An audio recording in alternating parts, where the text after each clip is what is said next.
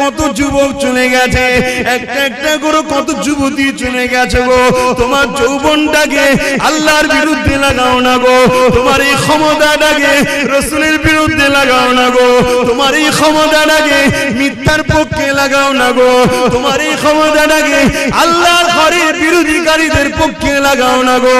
এই যুবকেরা রূপ যৌবন আল্লাহ দিয়েছে, বুড়িরা রূপ যৌবন আল্লাহ দিয়েছে, এটা আল্লাহর রাস্তায় লাগাও, আল্লাহর রাস্তায় খরচ করো, কেননা এই যৌবন বেশি দিন নয়, আবার তুমি বার্ধক্য হয়ে যাবে।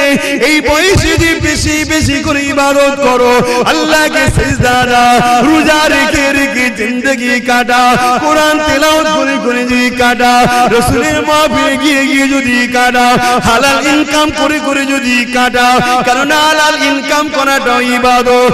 গরিব এতিমদেরকে দান খায়রাত